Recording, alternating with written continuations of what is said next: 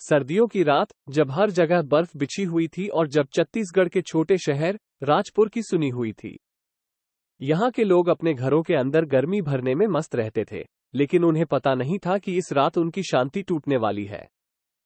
सुबह के समय, जब एक स्थानीय गोलू बाबा ने अपने मंदिर के पास जाकर पूजा करने के लिए गया, तो उसे एक दिव्य स्वर में विचार आया।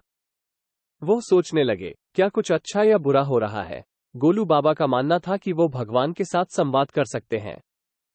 अपने विचारों को एक ओर रखकर वो मंदिर के अंदर बढ़े और पूजा करने लगे।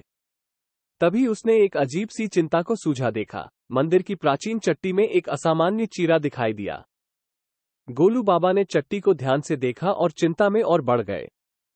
वो चट्टी को खोलने का प्रयास किया और वहां से एक दिव्य की शिला निकली, जिसमें लिखा था, जो मेरा है वो मेरा ही रहे। गोलू बाबा इस असामान्य चिंता को अपने मंदिर के पुजारी से साझा किया और उन्होंने इसे पुलिस को रिपोर्ट कर दिया। पुलिस ने चट्टी को अध्ययन किया और इसकी जांच करने के बाद उन्होंने इसे सुंदर शिलाओं के एक संग्रह के साथ जोड़ने का फैसला किया। इससे पता चला कि यह चट्टी बहुत ही प्रमुख जगहों से चुराई गई थी। अब पुलिस के पास केवल एक ही सूचना थी, जो मेरा है वो मेरा ही रहे। ये सूचना स्पष्ट नहीं थी, लेकिन पुलिस का आदर्श ये था कि हर रहस्य का समाधान कहीं न कहीं उसी रहस्य में छिपा होता है। पुलिस ने शहर के अबंद सुपरमार्केट्स, ज्वेलरी शॉप्स और दिलालों के पास पहुंचकर चट्टी के संकेत को खोजा।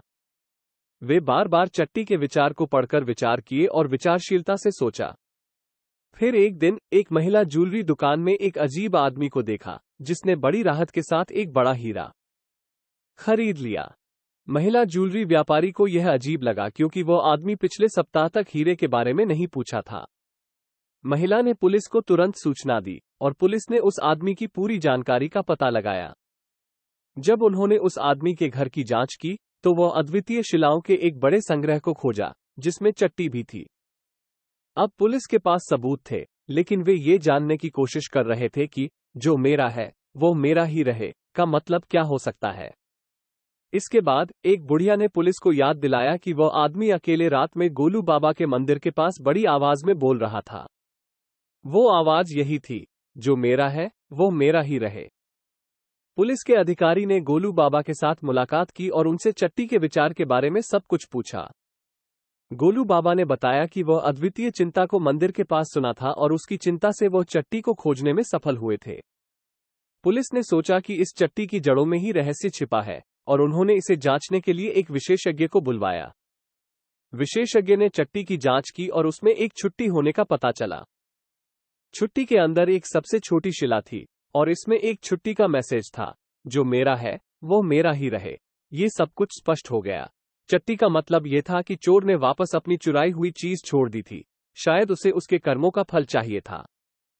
पुलिस ने उस चोर को जब्त किया और उसकी छुट्टी के अंदर छिपी चीजों को लौटाया।